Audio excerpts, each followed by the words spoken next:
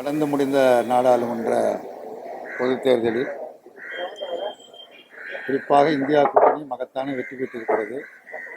அதிலேயும் குறிப்பாக தமிழ்நாடு, புதுச்சேரி உள்ளிட்ட 40 தொகுதிகளிலும் திமுக தலைமையிலான கூட்டணி மகத்தான வெற்றி பெற்றிருக்கிறது. 40க்கு 40, 100க்கு 100 என்கிற அடிப்படையில் வெற்றி பெற்றிருக்கிறது. இந்த மகத்தான வெற்றிக்கு அடிப்படையான காரணம் திராவிட முன்னேற்ற கழகத்தினுடைய தலைவரும் தமிழக முதலமைச்சருமான மாண்புமிகு அண்ணன் மு.க. ஸ்டாலின் அவர்களுடைய கடுமையான முன்முயற்சி, தோழமை கட்சிகள் அனைத்தையும் அரவணைத்து ஒருங்கிணைத்து தொகுதி பங்கீடு அவர்களெல்லாம் வெற்றிகரமாக முடித்ததோடு தேர்தல் பிரச்சாரத்தில் மேற்கொண்ட முறையின் காரணமாகவும் அரசு தொடர்ந்து மக்களுக்கு பல நலத்திட்டங்களை வெற்றிகரமாக நிறைவேற்றியதன் காரணமாகவும் இந்த அணி மாபெரும் வெற்றி பெற்றிருக்கிறது.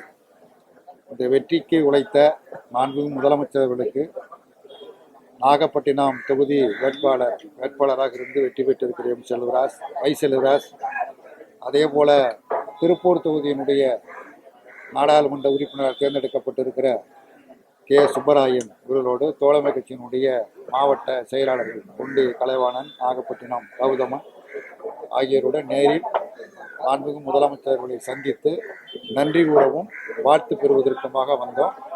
இந்த தேர்தலில் பாரதிய ஜனதா கட்சி, குறிப்பாக நரேந்திர மோடி அவர்கள் மிகப்பெரிய தோல்வியை சந்தித்திருக்கிறார். அவர் மேற்கொண்ட பிரச்சார முறைகளை நாட்டு மக்கள் அங்கீகரிக்கவில்லை. கடந்த 2019 303 இடங்களில் வெற்றி பெற்ற பாரதிய ஜனதா கட்சி இந்த தடவை வெறும் 240 இடங்களில் மட்டும்தான் வெற்றி பெற்றிருக்கிறது. சென்ற தேர்தலில் வாரணாசி தொகுதியில் 4 லட்சத்திற்கு மேல் வித்தியாச ஓட்டில் வெற்றி பெற்ற நரேந்திர மோடி இப்பொழுது வெறும் 1.5 லட்சம் வாக்குகள் தான் வித்தியாசத்தில் வெற்றி பெற்றிருக்கிறார். மொத்தத்தில் பாரதிய ஜனதா கட்சியை நாட்டு மக்கள் ஏற்கவில்லை, நிராகரித்திருக்கிறார்கள். அதற்கு காரணம் நம்முடைய முதலமைச்சர் அவர்கள் குறிப்பிட்டதை போல சர்வாதிகார ஆட்சியை, ஒற்றை கட்சி ஆட்சியை நாட்டு மக்கள் ஏற்க தயாராக இல்லை. இனி நரேந்திர மோடி கடந்த காலத்தை போல் செயல்பட முடியாத அளவிற்கு இந்தியா கூட்டணி மகத்தான வெற்றி பெற்று நாடாளுமன்றத்தில் கடிவாளமாக செயல்படுவதற்கு நாட்டு மக்கள் வழிவகை செய்திருக்கிறார்கள். தமிழக வாக்காளர் பெருமக்களுக்கும் இந்திய வாக்காளர் பெருமக்களுக்கும் நன்றியை தெரிவித்துக் கொள்கிறேன்.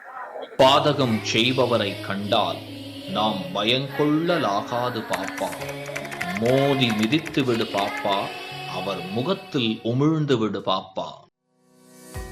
அண்மை செய்திகளை உடனுக்குடன் தெரிந்து கொள்ள இணைந்திருங்கள் இயம்நாடு